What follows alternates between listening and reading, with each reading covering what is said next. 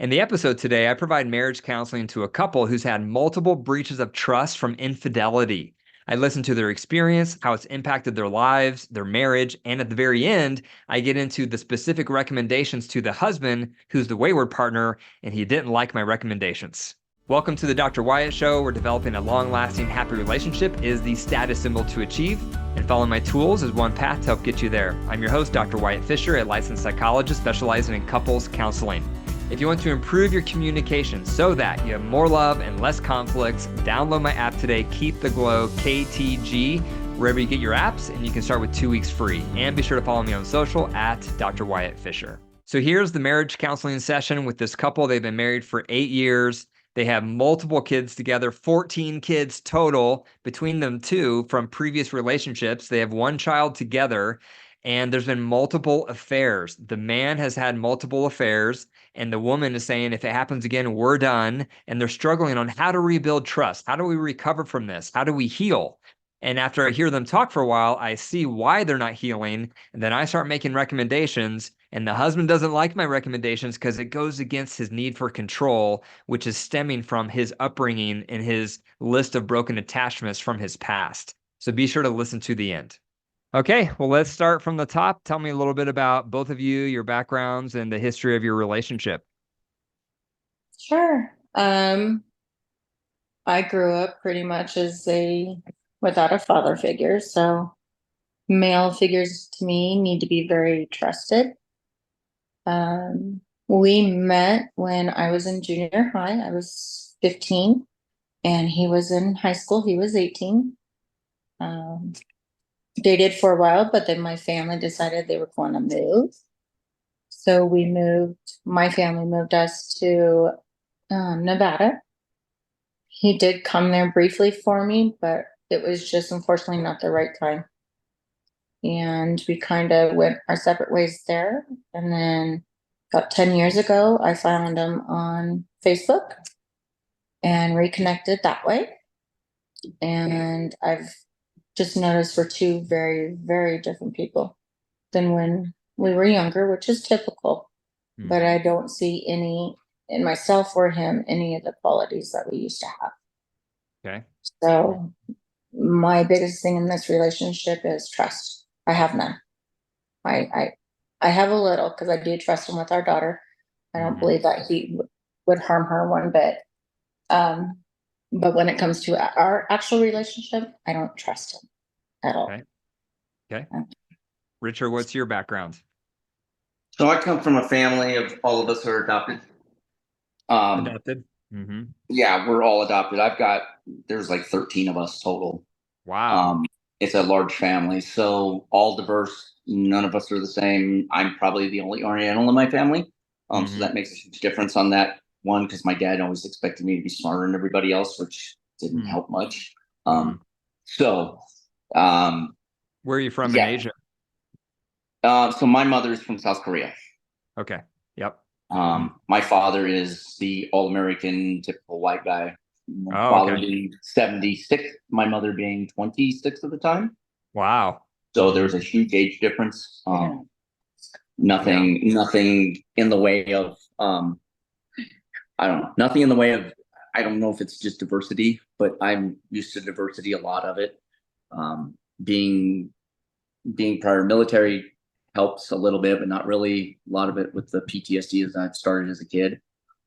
So there was a lot of family abuse before I was adopted, and there was a lot of moving from family home to family home until I was adopted. So we've had a lot. How old were you when you were adopted? I was 6. I was 9 when I was adopted. Okay. So you moved around from a lot of homes before age 9. Yes. A lot of foster care. Yeah. Yes. Okay. I think the last count I think I had was we were up to 22 different homes between 6 and 9. I was a really, really rough child to deal with. Very quiet, very secluded to himself, very much. I don't know. It's just been a lot. It's been a lot in my life. Sounds like it. Not being able to make friends, not having enough schools, not enough. Hold on a second, because I guess we're moving here. Sure. Sorry.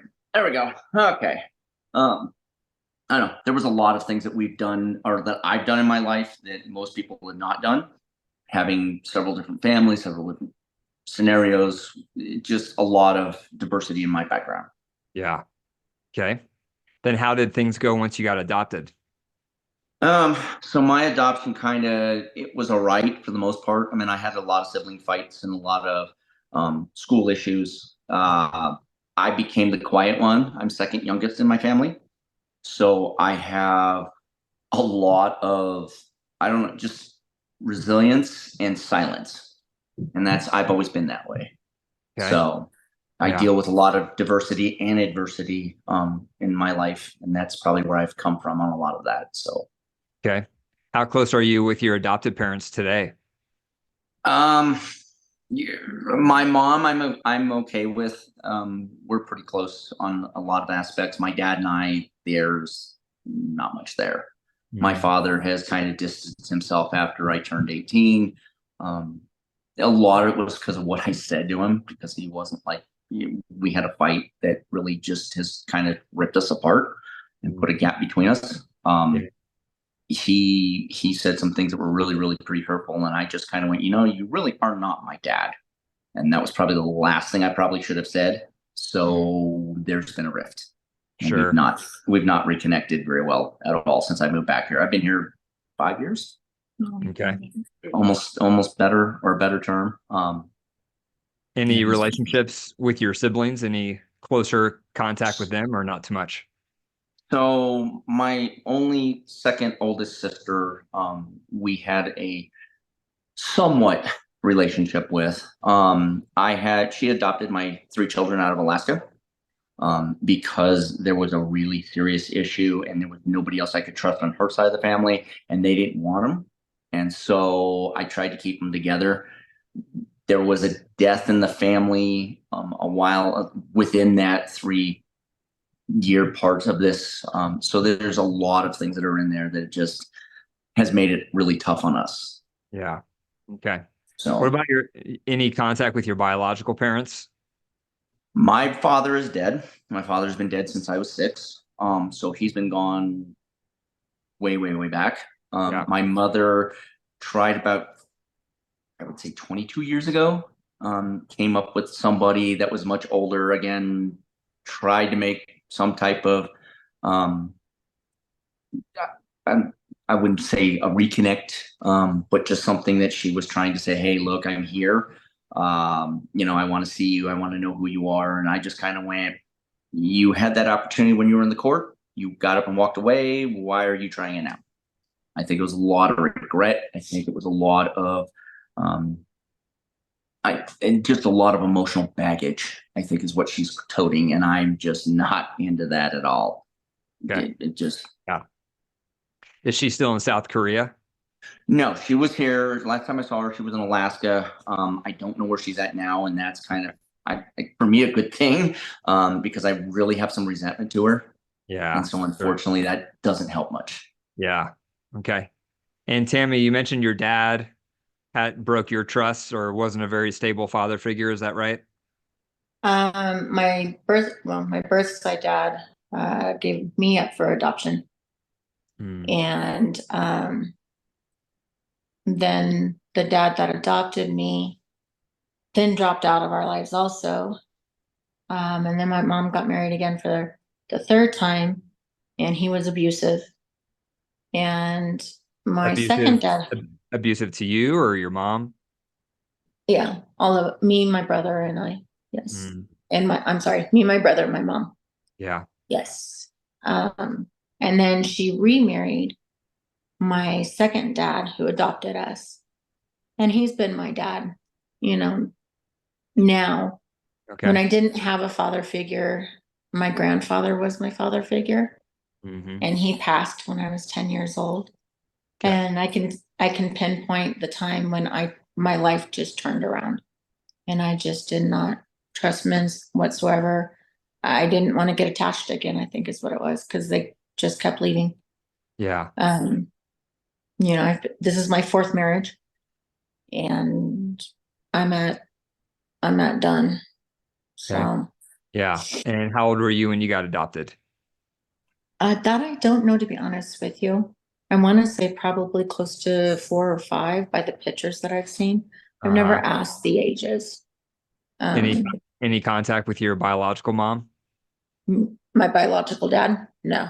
or dad? Oh, my Okay. mom? Oh, yes, Yeah. my mom. No, Yes, no. we have a pretty good relationship. It was very, very on edge for a while. Your When I your got bio married. This is your I'm sorry. biological mom we're talking about, or adopted Yes. mom? No, I just have a biological mom. Oh, okay. Yeah, I was adopted by my dad. My I see. mom's my mom. Yeah, Okay. she's my biological. Yeah. How close And are you with her? now we're pretty close because we've pretty much lost everybody. My brother passed almost 3 years ago. Mm. My aunt just passed a couple of months ago. My grandmother passed a couple of years ago also. Wow. A lot of loss. We're the only ones that are left for each other. So I think it's really put us stronger together. Um, but before that, it was trying, you know. She didn't agree with a lot of decisions, and I understand that. Um, and we just kind of went our ways. But like the last couple of years, I think she's realized, this is a relationship we want to keep.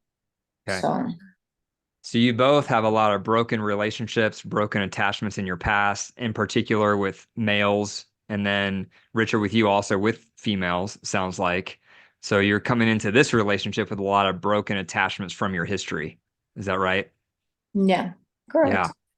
And how are you guys married now or We've dating been or married almost 8 years now, 8 years? Almost Okay. 9. and we have an 8-year-old. Okay. And let's see, Richard, I heard you say you had 3 kids from previous relationship. Is that right? In I Alaska? have a total of 10. You have 10 kids? Yes. Wow, that's a lot of kids. I had 11, but like I said, when passing of the twin son passed away, it's been kind of a set of issues that we're trying to still deal with. And Okay. So you have 9 previous kids before meeting Tammy. yep. Wow. Okay. Well, Yeah. that's Because we impressive. met when we were teenagers. Okay. I So see. re-meeting, yes, he had those kids Yeah. in between that time. Okay. And Tammy, do you have any previous kids? I do. I have 3 other children. They're adult children. They're all over the age of 20. And I Okay. just had a grandson a year ago. Wow. So combined, you guys have 14 kids. Is that right? Yep. Yep. Okay. Yeah, that's a lot to keep track of. Yeah. Okay. And what do you guys do for work? I currently work for a payroll company and I am customer service based. Okay. Yep. What about you, Richard? I am a small business owner right now, and I'm reworking to be into a maintenance technician for another company. Okay. We're doing Yep. apartments. So Okay. Nice. So you guys been together 8 years, and Tammy, did you say this is your third marriage, This is my fourth. fourth marriage? And then Richard, what about you? this is my number 2. Number 2. Sorry about Okay. that. I thought I had it on.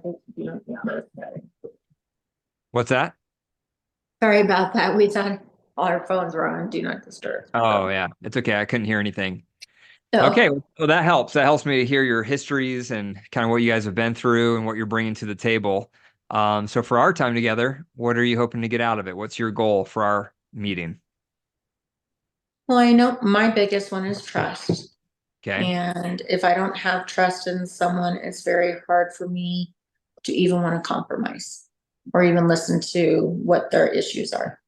Okay. Once that trust is broken, it's pretty much, and it's been 8 years slowly breaking. And this last 6 months, I've been doing a lot of changing with my physical and mental self, and I'm done. I Okay. want to know how to learn if there is a way to learn how to get trust back. Because if Okay. not, then I'm walking away. Okay. So you're wondering, can we reestablish trust? And if not, I think I'm done. Yep. Yeah. Okay. Richard, where are you at? Yeah, well, I have an endless thing of things for her, but that's I chose her out of life when I was young at 19, and I have never let go of that. And I told her I'd always be here regardless. So there's some trust that has been broken, some pretty big severities with her, but I generally, this is the marriage, this is the last one. I don't want to deal with another marriage. So I am trying everything that I'm supposed to, or as best as I can to make this work. Yeah. So Okay. So you're committed. And you said you chose her out of life. What do you mean by that? so I've had numerous partners, numerous people. My first wife, I thought, was probably that very first one. And unfortunately, I come to find out that I was being used for somebody else to get revenge on. And Mhm. so that didn't work. And this was a promise that I had said I would always keep. And so that's what I'm doing, or Okay. trying to anyway. So you're highly motivated to earn back her trust, it sounds like. I always have been. Okay. Yeah. So have you guys seen a couples counselor in the past, or is this your first time ever to have a session? We've had one, and that lady had said that there was a lot of anger and a lot of bitterness and things that needed to be resolved first before we could work at what we should be doing. And there was kind of some missteps and mishaps, I thought, but that was just maybe me. So And we went to one of your classes also here in Denver. Oh, you went to my Total Marriage Refresh conference? Mhm. Yes, Oh, we okay. did. So I met you guys there then. Yeah, you Ah. did. You met us there. Okay. Yep. Uh-huh. When was this? When did you go? This would have been 5 years ago. Oh, Yeah, wow. So 5 years ago. before COVID. Yeah. Yes. Yes. Okay. Before COVID. way Wow. before Okay. COVID. Okay. So you guys already know me. Yes, we did. Yes. That's Okay. why we said, you know what? I liked your class and stuff, and I wanted to see. I need somebody from the outside look in at us as full, not just as separate people. Yeah. So that's why I Sure. thought of you. Okay. Whose idea was it to sign up for this today? Myself. Okay. Yeah. And Richard, were you dreading today, or were you looking forward to this appointment? I'm trying to be as neutral as I can be. Okay. All right. Yeah. Okay. So the main thing is rebuilding trust. Is that right? That's like the core. Yes. Okay. So tell me a little bit about the history, Tammy, if you could, on your side, and both of you, on what's broken the trust through the years for you to get to this point. The biggest one with me is that in the 8 years we've been together, I've had to deal with over 40 plus women, whether it be phone, whether it be in person, whether, whatever. 6 physical affairs. Since you've been married the last 8 years? Mhm. Okay. And I'm just, I'm over it. I'm done. That's where my trust was just all lost. Yeah. And, I dealt with many women before his first affair that I know of his first affair, because I think there's others that I just don't know. And I had just had a baby. I had our daughter. Mm-hmm. So I was going through postpartum pretty hard. And he went to the other woman instead of helping me. And it just seems like every 6 months I find a new one, and I find a new one. Whether it be How do you find them? usually it's by accident. I will find people that somehow I always find out, whether it be he trips up on something, or I know something's going on and I can work it out and do that. But lately, this last year, I don't even care anymore. Mm-hmm. Yeah. Because I'm tired. I am tired of putting myself in that situation. Sure. And Sure. I'm the only one that can change that. I've had bariatric surgery last 2 months, and our last 2 months. And I'm changing myself. And this is a big change for me.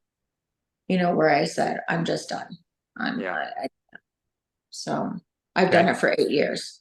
Yeah. So you've been married for 8 years, and there's been 6 affairs that you know of. yes. Yeah. Many more of sexting and that kind of thing. So there's many more 6 physicals that I know of. Yeah. And Richard, what's your side of all this? What's been going on for you? So it's not just she's been finding them, she's been actually stalking it on the phone and reading the phone bills and trying to go through messages, and yeah. So there's a little more to it than just that. Sure. It's not just she just tripped up onto it and found it. So Okay. that's stalking the phone bill, stalking phone numbers, looking at repeated phone number calls, Yeah. trying to call people. She sends out text messages to people that are like, there's no reason for that or any of the other stuff. And when they do respond back, they're like, well, I can just tell them. And I'm like, you can tell them whatever you would like. And then, of course, it becomes a fight. So that has become the problem. There's only actually been 3, but she thinks that there's more than that, and there hasn't been. I've been pretty well keeping track of all the stuff that has gone on. Numerous conversations. Yeah, there was a lot of back and forth conversations and texting and that sort of routine, but nothing beyond most of that, nothing beyond that. Yeah. But there has been affairs, yes. Yeah. What's led to these 3 affairs on your side? A lot of it was because she wouldn't communicate. A lot of it is because she has gone very dark on herself or very dark on us. There has been a big, what I would call a crustaceal block, where you are hurt so many times, or you've been hurt previous to a point where you've just enclosed yourself. You've encased yourself to a point where you're pushing anything and everything away. It doesn't matter what it is. And then reacting to that particular encasement. So it's been something I've been chipping at with a hammer that probably needs to be bigger than just a hammer. So you feel like the marriage was bad or not going very well, so it puts you at high risk to want to act out. Is that what you're describing? In more ways than one. Lack of communication. It's been that way for 8 years. There would be like some moments where it would step forward and then it would stop, and then it would just close off, and then it would back up. And it was like, really, she kept saying baby steps, baby steps, baby steps. And unfortunately, baby steps after a while need to become longer strides. You don't want to make more than just a baby step. It becomes a failure. And so that's where we're kind of been at for the last 8 years, where I know she takes some steps forward, but then it stops right there rather than exploring forward to go forward. She just stops there and backs up. And it's not been an open, it's not been more open. It had been open at the start, is now not as much open. There's little things like our daughter, there's little things like maybe finances, but a lot of the insultive type communications and things that we do has been more destructive, unfortunately. Yeah. So quick question for both of you. So Richard, I'll start with you. What made you stay married and keep having affairs instead of just getting a divorce? I've been trying to get her attention since this all started, unfortunately. And that's on my half, because I deal with things a certain way. If they don't always go that certain way, and I don't always like to communicate, or I don't always not only communicate at times, but I also don't like to accommodate to certain things. And because I've lived by myself for like 20 plus years, and had numerous relationships and had numerous children, unfortunately, I've been trying to hit the reset button. And so a lot of that with her, it's been younger years that when we had things together, and I know what's there and I can see the things that are there. And I've been trying to show her that I know what's there with her, and she just refuses to see it. Or just says, nope, I can't see that. I don't want to hear it. And that's when she shuts down. So it's like, okay, well, I'll try something else. Nope, I'll try this. Nope, I'll try this. Nope, I'll try this. I'm a fighter. I don't give up. I've never, until the loss of my son, and that has finally broken everything that I have done, I have never felt lost until after my son's death. So now it's like, okay, wait a minute. What do I do from here? And so the last 4 years it's been really rough on her. It's been really rough on us, both of us. Not just her, but us as a general. And Tammy, for you, what made you keep moving on and staying in the marriage instead of just divorcing him after the first affair? Because I was hoping that I would find a little flicker of that young, caring, laughing, just I was his center of his world at that time person. And I keep telling myself, okay, you're going to find something. I wanted our family to work, but with me being so, and he's right, I get into deep, dark depressions. But I've always wanted to just find that flicker, and I'm not finding it, and it's 8 years now. So I just don't think it's there anymore. Yeah. I love him. I do with all my heart, always have, or else I wouldn't have came and tried to find him. You know, and it's just, I am having a really hard time. Sure. I Yeah. make baby steps, and then I find out he's cheating again or something, and then I go back into my depression. So yeah, he's right. I make those baby steps. I find out something. I go back into depression. And he's correct. I did go through phone logs and that. I don't think it as stalking because we are married. And I have every right to do that because he locks his phone on me. So, my phone is free. He's always had the code. I only have it locked because of our daughter. She's 8. She wants to play with electronic. Yeah. But he will never open his phone. And that's one thing that I've asked the last 3 years in these affairs, open your phone. And he just won't do it. And I did erase some pictures that he treasured in there. I did, because I was very mad at him. This was right after pictures of other women. other women. Yep. Mm-hmm. And a picture of myself when I was pregnant with Faith, that he really treasured. And I took it away because I didn't think he deserved it. Okay. Yeah. So, I mean, you both have such a long history of broken relationships, it sounds like, and feeling mistreated, and that you both have tolerated a lot in this relationship that you may not have otherwise, is what I'm hearing. So a couple thoughts. Let me start with you guys. What have you heard me say already when it comes to infidelity, if anything? from what I remember, from your class, is that that is the one of the only reasons to divorce for is infidelity. And that it should not be something that is tolerated. I do remember that in your class. Yeah, just to clarify that. So there's several scenarios that I recommend getting a separation. One of them is your partner is cheating and won't stop contact with that lover, or it's a repeat cheat. Second scenario is if you're any kind of physical abuse, you should get a separation. Third scenario is if there's an active addiction and your partner won't seek treatment. And the fourth is if there's chronic neglect of one of your top needs and your partner refuses to make any changes. So those are the four, because if you stay in those situations, you're enabling your partner and you're communicating, it's okay if you mistreat me, I'm going to stay here anyway. And so those are the four that I recommend separation. And then it's up to the partner, if they want to then take that next step after separation to get a divorce. But I view separation as a leverage tool in those scenarios to get your partner's attention by saying, hey, if this keeps going, we're done. Because a lot of partners need a wake-up call. Let me ask you, Richard, real quick before we get into like ideas for rebuilding trust. Since you have been through so many homes and adopted and foster parents and all these broken relationships, for a lot of people who have a string of broken attachments like that, when they breach trust or cheat, they feel almost, that's why I'm asking if this is your experience. It may not be, but sometimes cheating doesn't feel as violating because they don't feel the breach of trust as much that they're doing, because they've had such a breach of attachment and trust in their history. So they're a little more calloused to the idea of cheating because they're not as sensitive to how that's going to make their partner feel, because no one's really been sensitive to their feelings. Do you think there's any history there that's encouraged your ability to cheat so many times and not feel awful about it? Like, what do you think?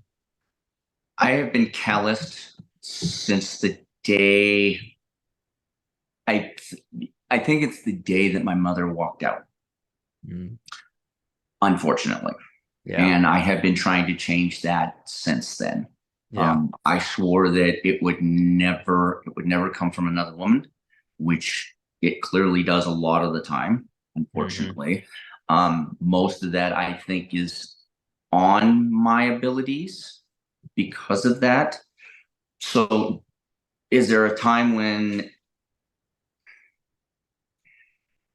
no.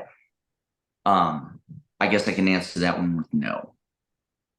But on the offhand of, do I feel bad? Yes, I always feel bad. Yeah. Always have. Um, but that's because I keep it silent to myself, because she never asks, she never talks, never wants to know.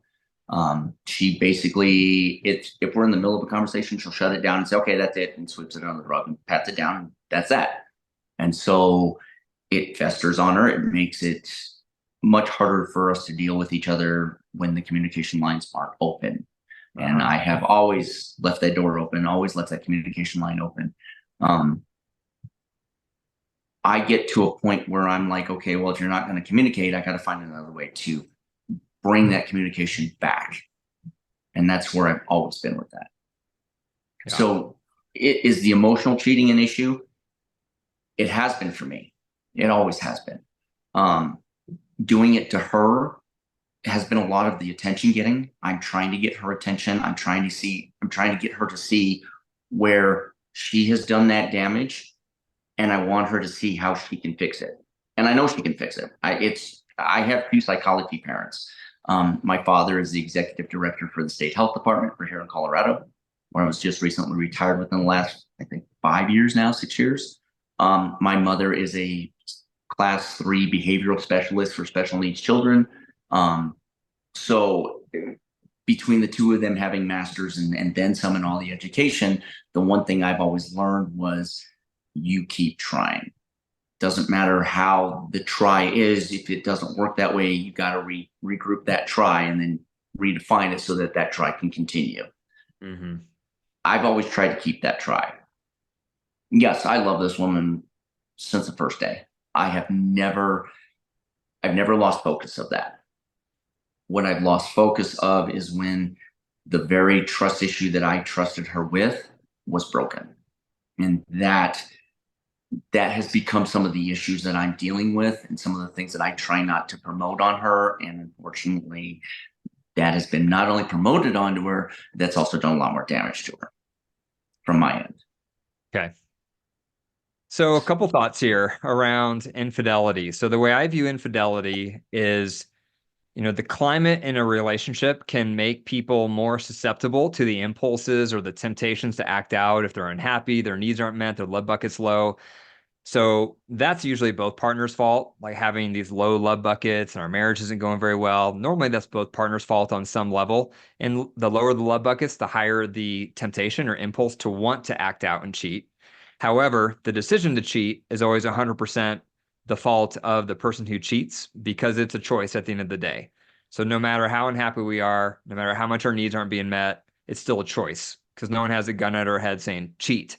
And so that's kind of where I land on the topic. And so again, the climate in your guys' marriage that increased the temptation to cheat is both of your faults, most likely. The decision to cheat is on Richard, right? And I think that's a good way to view it. And the reason for that too is then, a lot of couples will get into this like blame game of who's at fault for an affair.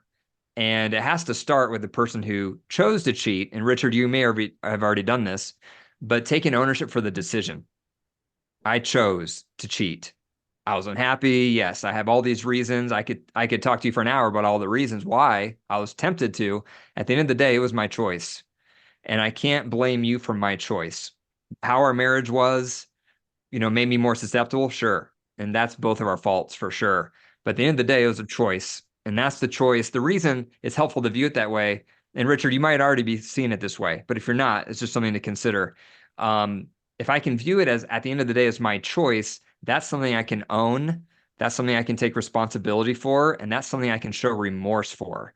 Because what happens for couples with infidelity is they get into a blame game of whose fault it is. And then there's no remorse for the decision to cheat. And that prevents your partner from healing.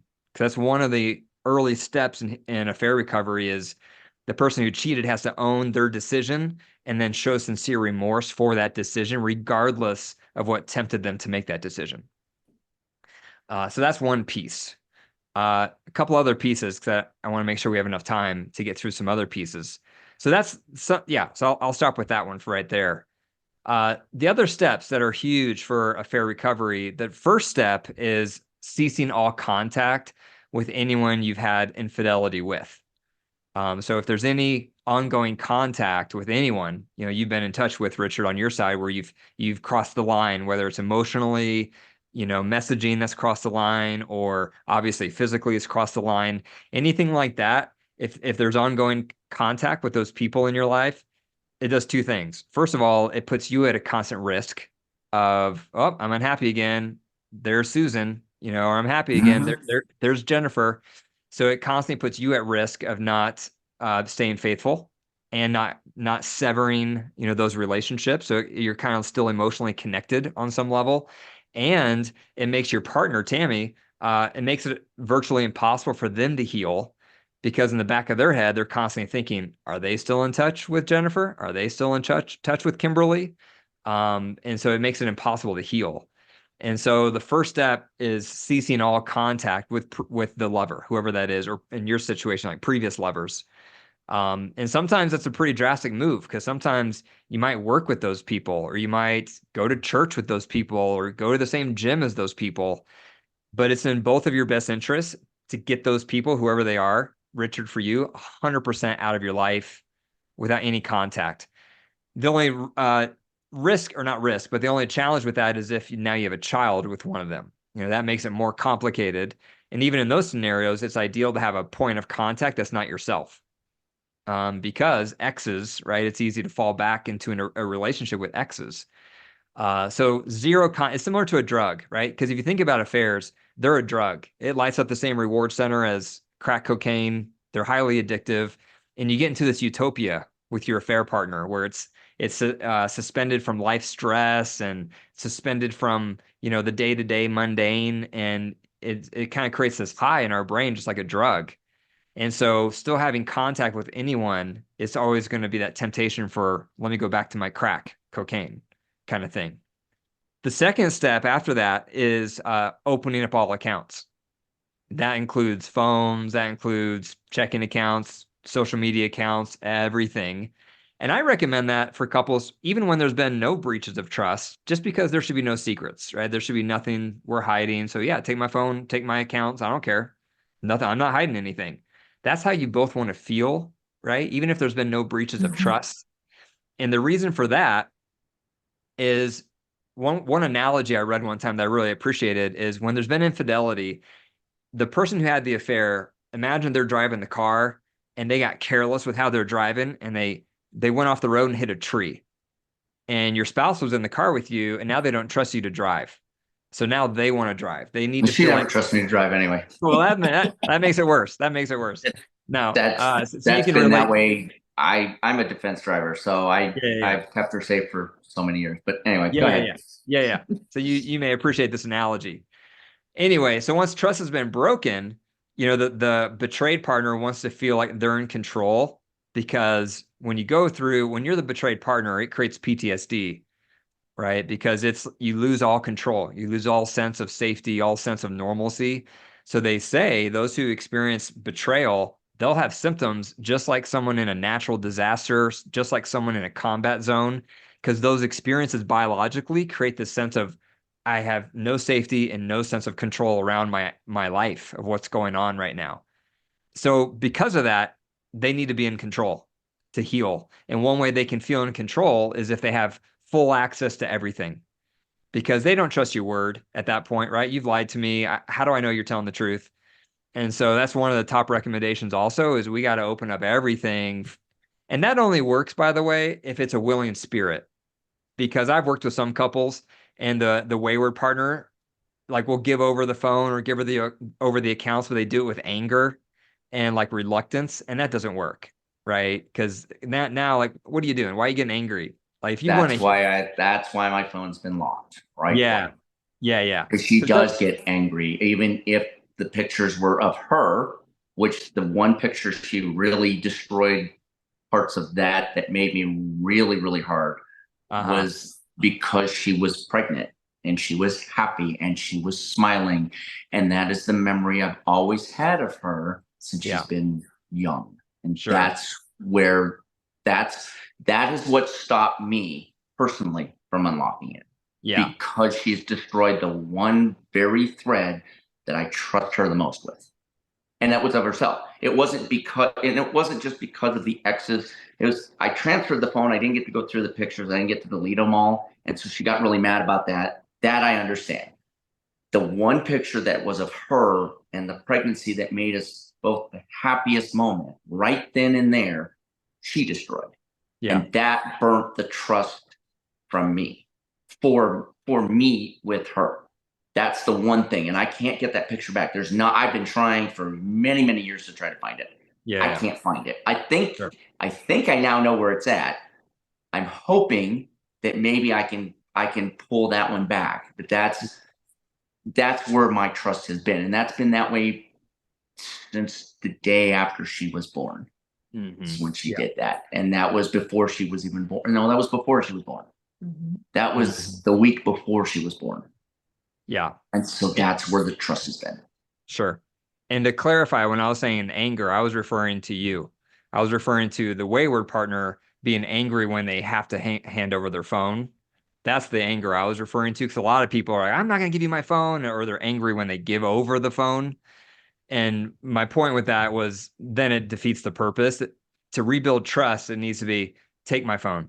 Here's all my accounts. I have nothing to hide. Take it, look at it as much as you want to, because I know the freer you have access to everything, the faster you're going to rebuild the trust. So those are some of the first guidelines. Some other things that people do is, Tammy, in your shoes, they'll say, I have a list of questions that aren't answered yet. And so I want to make a list of questions, and then I want Richard to be hooked up to a lie detector test so I can ask him all these questions to know once and for all. Like what's the truth, what's not the truth, because I don't really know. Some people don't need that, but other people like that, just for that added sense of security of like, okay. The agreement that's usually comes out of that, if you go that route, is once I ask all these questions, and if Richard agrees to go through with this lie detector test, if we choose that route, my commitment in return is I'm not going to keep asking him questions about the affairs. That's a whole nother issue there, because she'll continue doing it regardless, even if the affair is no longer there, the person's no longer there, there isn't contact with that person. There's still those questions. Because I'm trying to find out, why wasn't I good enough? Yeah. Is how I have that sense of, you know what? Yeah, you can say you love me and everything, but your actions are 1,000% different. And that's what I go off of. That's what a lot of people go off, are actions. You can say anything. Yep. But you can see the action. Yeah. And that's how he is. He's a sweet talker. And then the action doesn't match. Sure. Yeah, because the scenario for infidelity is we don't never stop talking about it. This is like the path that leads to ruin. My partner doesn't open up the phones. I have no way of knowing if they're still cheating. I can't get over it, so I keep bringing it up. Then they get angry that I'm bringing it up. They don't respond with compassion. They're angry at me for bringing it up. Now we're both angry, and now we can't heal, and it's destroying our relationship. Like that's the common scenario. So the antidote are these ideas I'm sharing. Right? It's zero contact with these lovers. It's opening up everything with a willing heart. It's going through a lie detector test so that we get all the answers out on the table, so that afterwards the commitment is we're not going to be asking any more questions. That has to be a commitment. And then we have to learn how to manage the triggers so that they're done with compassion instead of anger. Okay, that's important. Showing remorse, the person who cheated, taking ownership for that choice and showing sincere remorse is huge. And then it's a matter of, how do we, keep your relationship as healthy and happy as possible, so it naturally affair-proofs your relationship. And then in your guys' decision, in your guys' situation, it's a matter of, if this ever happens again, then we are going to most likely get a separation, because our relationship can't keep sustaining these massive breaches in trust. No, so if that happens again, it won't be separation, it'll be divorce. Yeah.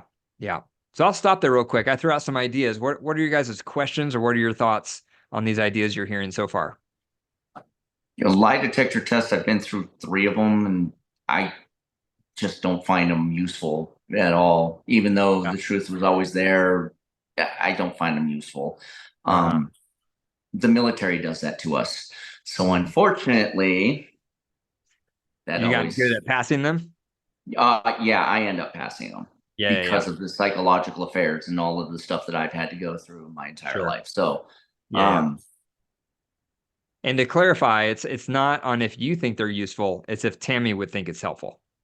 I don't I Yeah. don't think she would find them helpful. I don't think, even if they pass with flying colors of any sort, I don't think that would ever, I personally don't think that would ever answer the question she has. Yeah. I personally think It that that would wouldn't, fight with her it on wouldn't that. answer, but it was settled.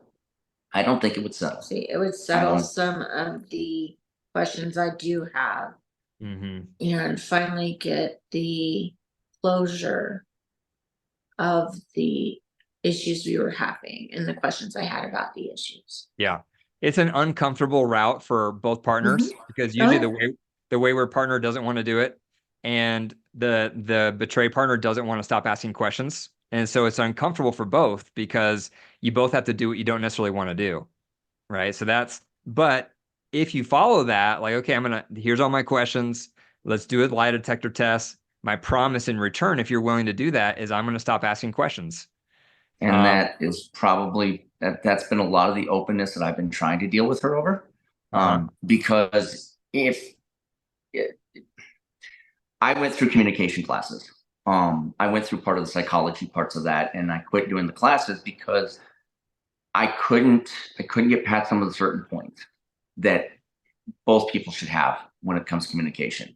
Yeah. And that's always been a big deal to me. If there's not enough communication, you're not going to solve anything. It doesn't matter if you try to do a love thing, a trust thing. You got to have your four corners, and unfortunately, communication happens to be the binder to all of that.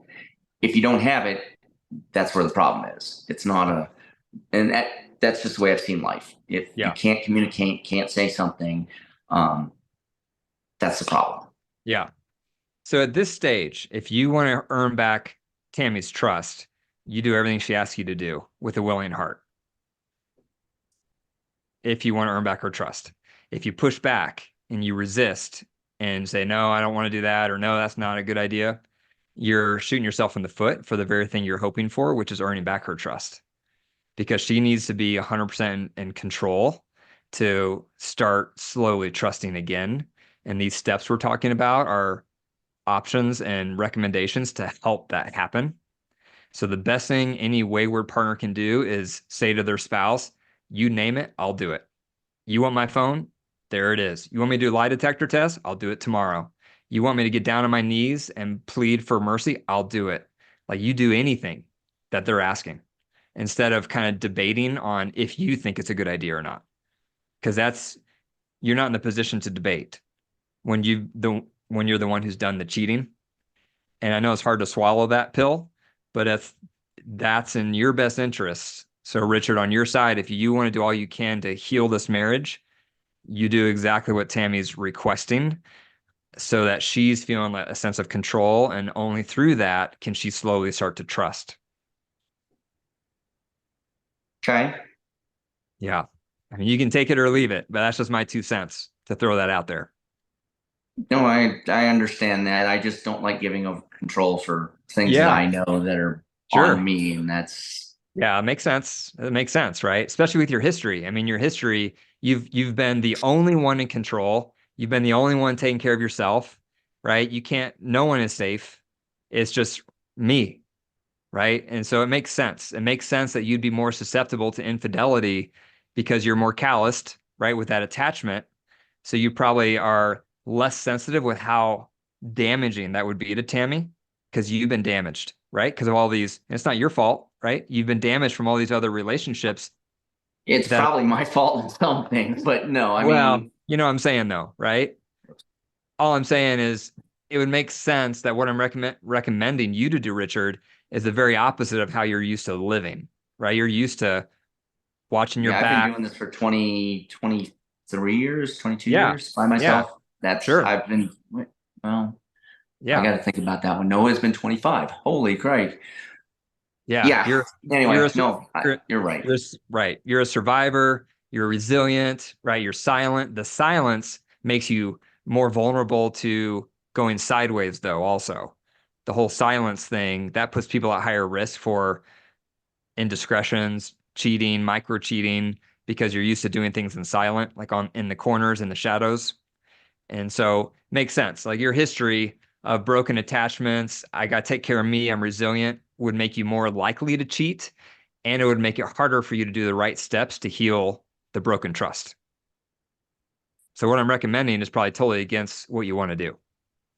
But if you care about Tammy, if you care about your marriage, and if you want it to work, it's going to require you letting go of control. I have a self-preservation mechanism, I'm sure you and do. I have been doing it since I have been 9 years old. I Actually, I've probably believe been it. doing it since I've been 6, but I I believe think it. pretty well since 9. Yeah. I've been told by several counselors that can work two ways. It's a double-edged sword. It will do more damage in the long run rather than trying to take care of it in the immediacy of now. So Yeah. Can we get back to what he's just trying to I say? no, I get him. I understand. Yeah. It makes sense. I get it too. I mean, anyone in your shoes would have the same tendencies, right? So you're more likely to cheat and more likely to not heal the broken trust because you're more likely to cheat from all these broken attachments. So it doesn't hit you as hard, I think, to violate the trust. And you're less likely to want to give up all control and be vulnerable to heal the broken trust, also because of the past. And so it puts you in a double bind. But you got to think about, is Tammy safe, right? Is Tammy someone you want to give it your all to earn back her trust? And what's the worst that can happen, right? The worst that could happen if you open up your accounts. What's the worst that could happen if you go through a lie detector test? What's the worst that can happen if you show sincere remorse down on your knees for your choice of cheating, right? What's the worst that can happen compared to what's the worst that can happen if I still stay in control? So if you think about those two paths, if you mull that over, most likely you'll come to the conclusion that the worst that can happen if I lay down control and do these steps to rebuild trust, that's a much better possible outcome compared if I try to stay in control, because that's going to prevent the healing, which will eventually break us up. I did that, and that's where my family's in a rift on. I chose her as the partner, and now I understand. Yeah. That was something I did. I know I missed. So Yeah. my fear is that if I give that up and she still leaves, then why would I want to? That's the backlash, and I know Yeah. that's possible. That's Yeah. on me if I still leave, not on you. No, it's on me as well, because you would ask me to open up, and now you're asking me. Yeah, there's a lot there. So Yeah, it's a lot. It's a lot. I mean, it's like a whole lifetime in 45 minutes we're trying to get into, so it makes sense, right? right. But the way to think about it is if I don't do these steps, we're probably I'm not not. going to heal. Yeah, we're Yeah, probably I'm not going done. to heal. If I do these steps, there's a chance we could heal. There's a chance we still may not heal, but at least it creates a chance for us to heal. The current path, it's not going to heal, is what I'm hearing. I'll But be if I, gone in 2 months if it continues. yeah. And even if you stay, I don't see it healing. So that's one way to think about it as well, is if I make no changes, we probably won't heal. Even if I never cheated again, we probably won't heal from what's already occurred if I don't make any changes, if I don't follow these steps. If I do follow the steps, there's still a chance we could break up and Tammy could leave, but there's also a chance if I do the steps, we could heal. But the current path, we're probably not going to heal. So that's one way to think about it. Okay, guys, we got to wind down. Any final comments or questions or anything? No, I appreciate you taking your time on this. I definitely learned a lot from it, and I will, whether this, relationship works out or not, it's something I can take on, Sure. for the rest of my life, rather than just wondering, Yeah. what should I do next? Because I'm all out of situation or answers, I guess. Yeah. Makes sense. Richard, any final thoughts for you or questions? I'm just not sure how to start it.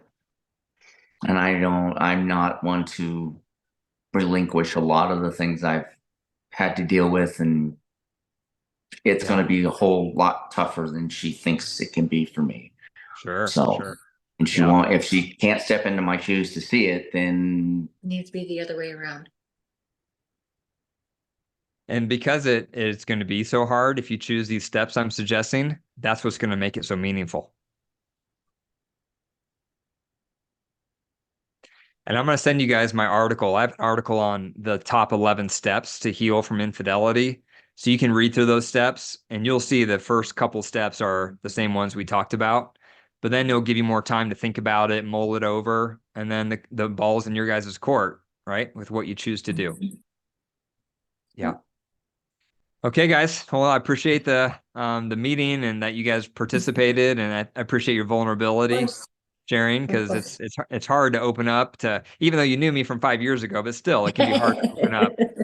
So yeah, it's great to talk to you guys, and I'll send you that article once we hang up. thank you. Okay. Thank you Okay. so much. All right. Have You're a good welcome. day. Thank you for listening to the Dr. Wyatt Show. If you're watching this on YouTube, be sure to leave a comment so we can continue the dialogue. If you're listening to the podcast, be sure to leave a review. When you leave a review, it tells the algorithm that this podcast is helpful, this show is helpful, and they expose it to more people. So it's a great way for you to pay it forward. If you're ready to level up your relationship so that you learn all my tools for better conflict resolution, better emotional intimacy, how to become a better partner, how to share power, I have all those tools in my MSS digital course. This course is my leading digital program that you can watch at your own pace from home. To learn more, click the link in the show notes or go to my website, drwyattfisher.com, and click on MSS Marriage Saver Society. And remember, your marriage is alive. If you care for it and nurture it, it will grow. But if you deprive it and neglect it, it will wilt and die. The choice is up to you. Take care.